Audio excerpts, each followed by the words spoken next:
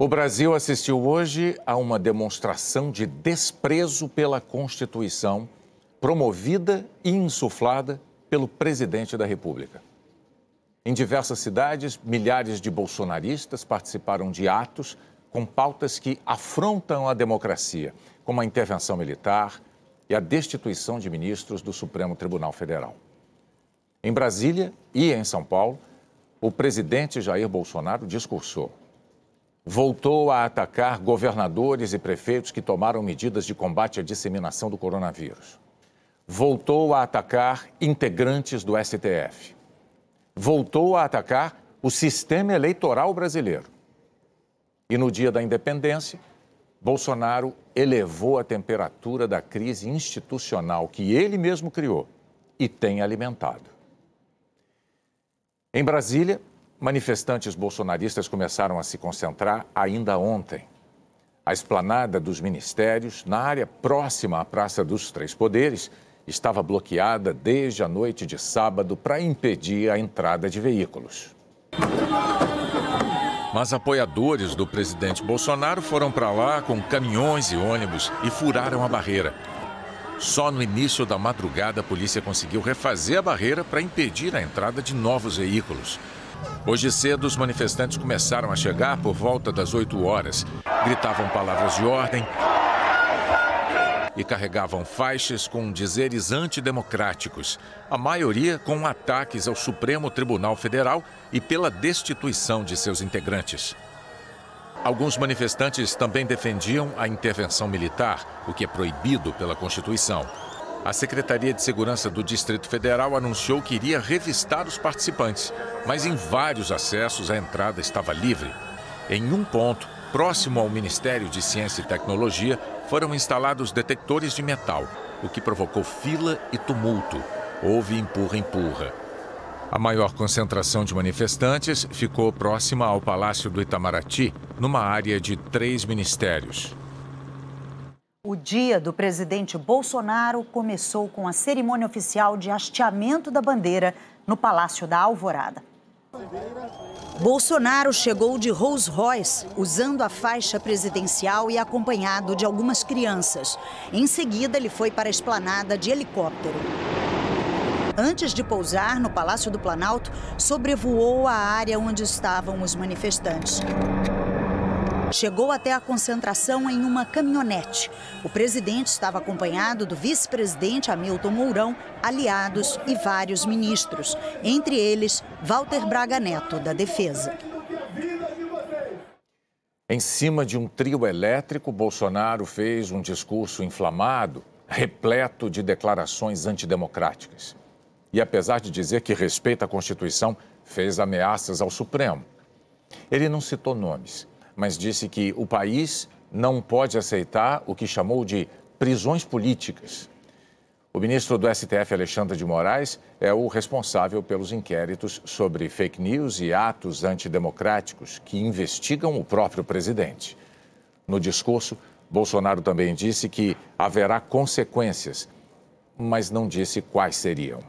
O chefe desse poder enquadra o seu, ou esse poder pode sofrer aquilo que nós não queremos. Porque nós valorizamos, reconhecemos e sabemos o valor de cada poder da República. Nós todos, aqui na Praça dos Três Poderes, juramos respeitar a nossa Constituição. Ao longo do discurso, Bolsonaro disse que não quer ruptura nem brigas, mas em tom golpista, disse que amanhã vai convocar o Conselho da República. Segundo a Constituição, o colegiado é um órgão de aconselhamento do presidente para momentos de crise e pode ser convocado em casos de intervenção federal, estado de defesa e de sítio. Amanhã estarei com o Conselho da República, juntamente com o ministro. Para nós, juntamente com o presidente da Câmara, do Senado e do Supremo Tribunal Federal.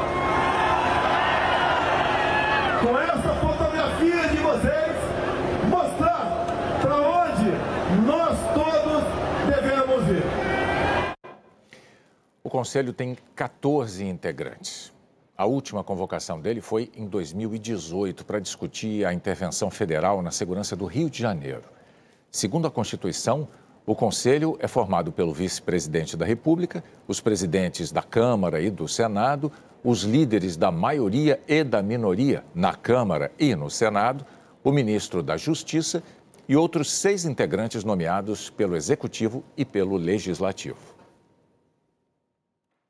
Depois da declaração de Bolsonaro, o presidente do Senado, Rodrigo Pacheco, e o presidente da Câmara, Arthur Lira, disseram que não tinham conhecimento da reunião do Conselho.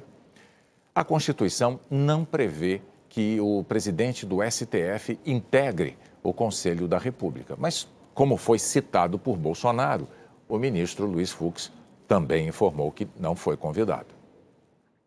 O jurista e professor de Direito Constitucional e Criminal Walter Maierovitch criticou o discurso do presidente Jair Bolsonaro em Brasília. Numa entrevista à Globo News, Maierovitch disse que não estão dadas as condições para se discutir estado de defesa ou de sítio e que o presidente está numa campanha contra a democracia.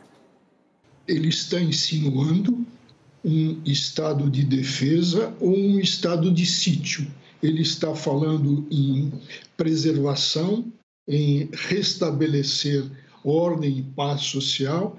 Ele está jogando essa cartada e, evidentemente, é absolutamente contra a Constituição. Na realidade, ele está lá, evidentemente, para quê? Para incentivar um movimento dos que estão do seu lado. Ele está lá numa campanha, numa manifestação contra a democracia, o Estado democrático de direito. Por que ele faz isso com o Conselho? Porque esse Conselho é meramente opinativo. Então, o que ele quer fazer, na realidade, é continuar a tumultuar, a agitar, a conseguir um outro elemento para colocar em discussão, para agitar os seus seguidores, para manter vivo isso. Ele não para. O Bolsonaro é um agitador 24 horas por dia. E os chefes de Estado convocados deveriam se recusar a isso. Por quê? Porque simplesmente isso não vai ser uma reunião de um conselho de seriedade, de um conselho de república, mas se transformar num joguete, num circo bolsonarista. As manifestações bolsonaristas com pautas antidemocráticas ocorreram em diversas cidades brasileiras. No Rio, a concentração foi em Copacabana. Os manifestantes ocuparam 9 quadras da Avenida Atlântica. Fabrício Queiroz, ex-assessor da família Bolsonaro, participou da manifestação. Queiroz é investigado pelo Ministério Público por participação em um suposto esquema de rachadinha no gabinete de Flávio Bolsonaro, na época em que o filho do presidente era deputado estadual. Entre os pedidos, o voto impresso, já rejeitado pela Câmara, e a prisão de ministros do STF, que contraria frontalmente a Constituição. Motoqueiros que se juntaram ao protesto chegaram escoltados pela Polícia Militar. No Recife, a manifestação com pautas contra a democracia ocupou a Avenida Beira-Mar. Em Fortaleza, os apoiadores do presidente Bolsonaro foram à manifestação de bicicleta e de carro para uma concentração na Praça Portugal. Em Salvador, os manifestantes bolsonaristas se concentraram em torno de um trio elétrico. Em Belo Horizonte, a Praça da Liberdade ficou lotada. Em Vitória, manifestantes estavam na Praça do Papa. Um grupo de apoiadores do presidente Bolsonaro saiu de Vila Velha e foi a pé até a concentração. Em Florianópolis, a manifestação tomou uma pista da Avenida Beira-Mar e tinha cartazes contra o STF e a imprensa. Em Belém, grupos ligados a caminhoneiros, igrejas e militantes de extrema-direita fizeram uma caminhada. Em Curitiba, houve concentração de manifestantes no centro da cidade. Em Campo Grande, o ato com ataques a pilares da democracia brasileira foi na Praça do Rádio.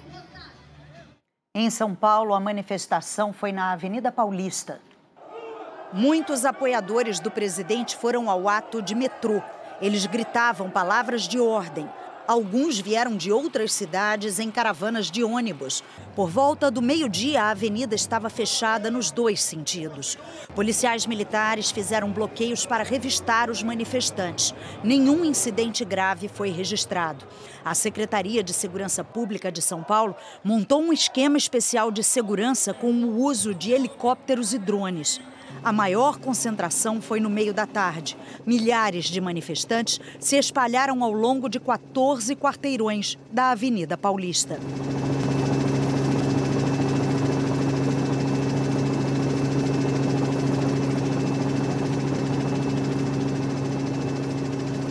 Apoiadores de Jair Bolsonaro levaram um boneco inflável do presidente. Em cartazes e em faixas, a agenda antidemocrática. Ataques ao Supremo Tribunal Federal e pedidos de destituição inconstitucional de ministros da Corte. A defesa da obrigatoriedade da impressão do voto nas eleições. Uma proposta que a Câmara já rejeitou. A intervenção militar com a manutenção de Bolsonaro na presidência, em mais uma afronta ao regime democrático e à Constituição.